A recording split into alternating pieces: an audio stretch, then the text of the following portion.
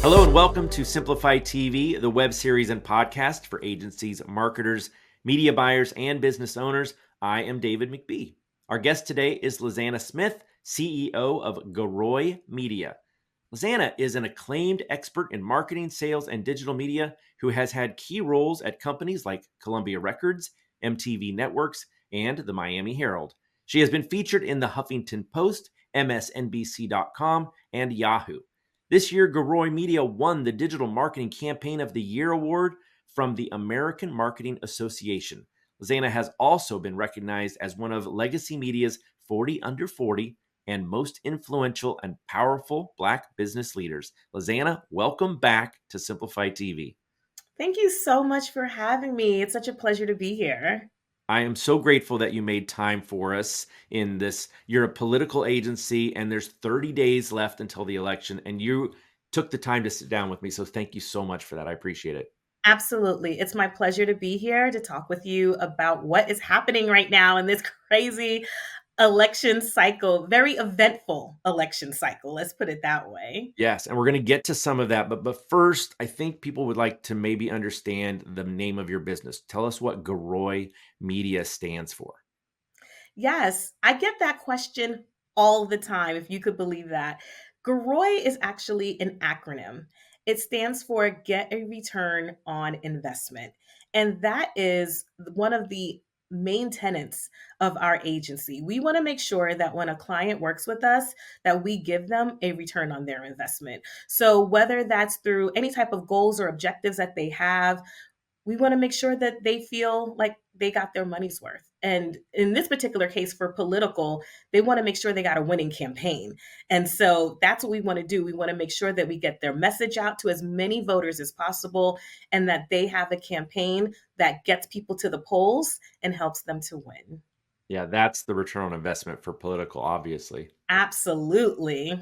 All right, so let's talk about this political environment. It's a little crazy this year. What would you say is the single most important piece of advice you'd give to a media director looking to optimize a paid digital campaign to maximize that voter engagement? Absolutely. The thing about election seasons and election cycles is that everything moves so quickly. And with the programmatic inventory, they tend to be a lot of inventory. But as we get closer and closer to the actual election, that inventory, especially the positive premium inventory, tends to get very high in demand and it becomes very challenging to get your placement there. So, what's most important is campaign optimization. You are not able, as a media buyer, to just set it and forget it and think that you're going to get your message at the right place at the right time to the right voter. You really have to make sure that you're constantly in there optimizing your campaigns, optimizing your strategy, even maybe, changing your budgets from one media tactic to another, because if not, you may end up getting left with a lot of advertising and impressions that were not able to be garnered or given to the right voters. All right, so what are some of the most effective ways to use programmatic or in paid social media to, have a successful political campaign? There's so many different ways, and it really just depends again on the objectives of the organization or the political candidate, what they're looking to do. But basically, we have to determine where they're trying to get in front of and who their audience is. And that's again through audience segmentation. Certain audiences between certain ages groups, in particular 18 to 35, even now 35 to 55, are very big on social media. So sometimes you really want to make sure that you're on social media. However, social media can't be the only place that you're on, because if you're only on social media, what ends up happening is you can only get in front of that voter when they're on the platform. The great thing about programmatic is that it's an omni-channel approach, right? Anytime they're online, whether it's their tablet, whether it's their computer, their laptop, their cell phone, anytime, we can get IDs so that we can make sure that that message gets directly to them wherever they are. And now, I mean, with CTV and OTT, we can do streaming television, digital audio, all of these ways that you can make sure that you're getting your message directly to that voter. Yeah, there's nowhere they can hide. There really isn't. There's no way they can hide. If they're looking at a screen, we're gonna find them, right? Yes, absolutely. All right, tell me about a time when Garoy Media actually shifted the trajectory of a political campaign. Yes. So we had a client that was a city organization, and they wanted to make sure that their city council members were able to get paid a fair wage. At the time, the city council members were only earning about $35,000 a year. Now, you and I both know, David, that you cannot feed a family of four these days on $35,000. And so, what was important was to get this message out to their electorate and let them know so that they could vote for this referendum for the city council members to be able to set a higher wage. The only problem is they were not able to tell the electorate which way to vote. All they could do was educate them.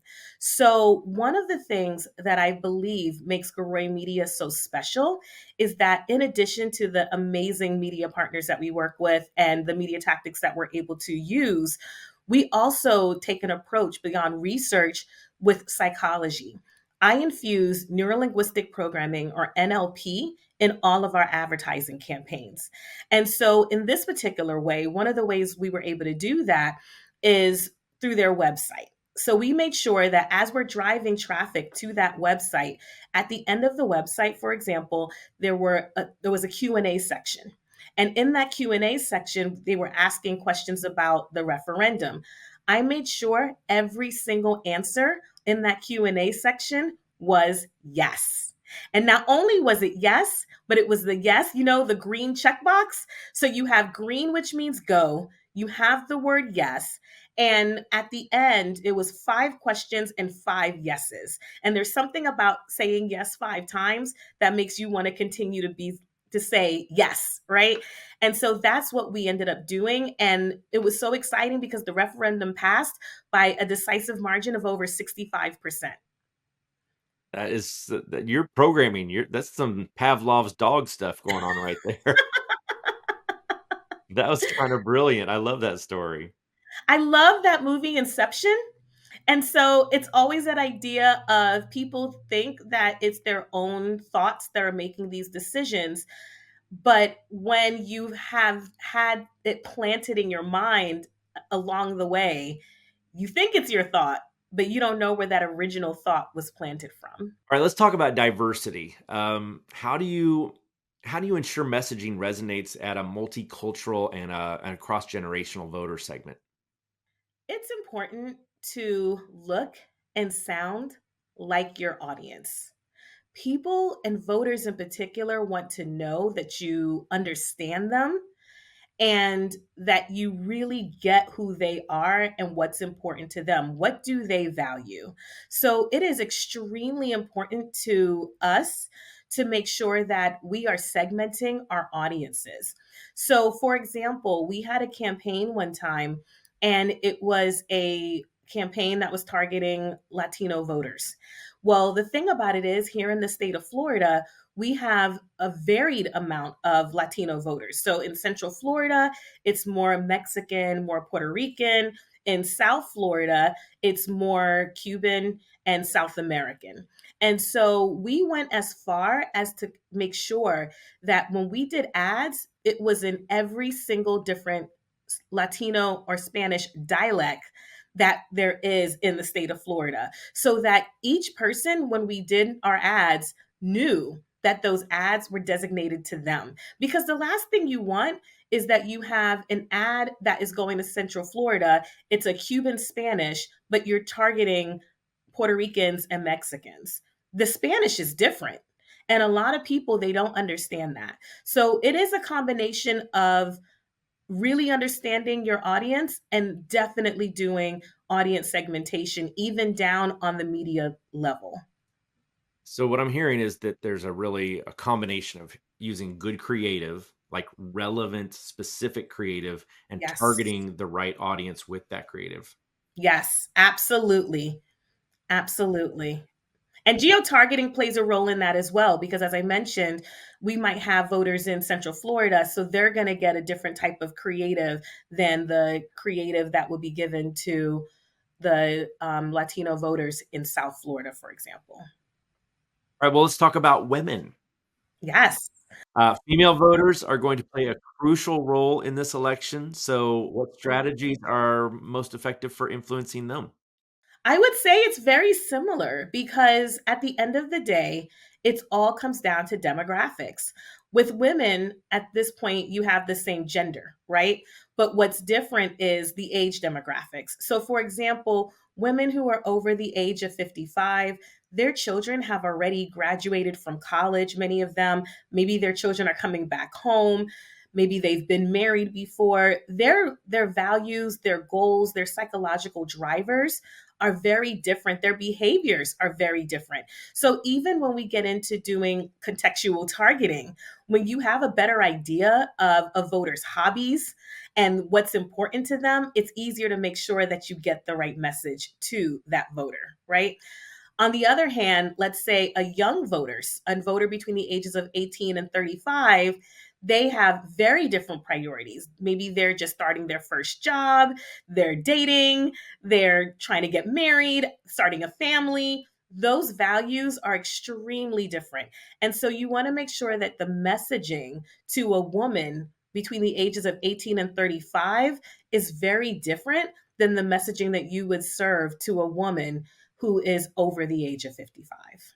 All right, so there's only about 30 days left for this big election coming up in 2024. Is it too late to implement some of these strategies? No, not at all. We still have time.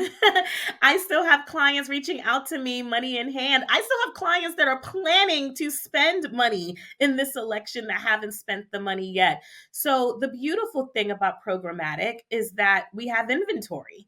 So, even though we're getting close to that election time, there is still inventory that we can get your message out. Again, whether it's through digital audio, digital television, any of the platforms that we can do digitally, online video, online, just display ads, there's still inventory for it. The only thing is the competition starts to get really fierce as we get closer and closer to the election. The CPMs start to go up and it becomes harder to get the impressions served. So now is the time. If you are looking to get in and do advertising for this election, now is the time to get those dollars in, to really make sure that your budget is where it needs to be so that we can serve the best ads to the voters and get your message in front of the right voter at the right time. Great message. Great conversation. Thank you so much. Lizanna, what is the best way for viewers to learn more about you? Yes, so you can go to our website, www.garoymedia.com. You can also reach out to us by email if you like, info@garoymedia.com. And we're on the socials at Garoy Media. Awesome. Thank you so much for being my guest today on Simplify TV. Absolutely. It is such a pleasure to be here. Thank you, David. And thank you guys for watching Simplify TV. Please help us out with a like, a share, a comment, a review, and be sure to follow or subscribe to be informed about new episodes. Simplify TV is sponsored by Simplify, helping you to maximize relevance and multiply results with our industry-leading media buying and workflow solutions. For more information, visit simply.fi. Thanks for joining us today. I'm David McBee. Be awesome, and we'll see you next time.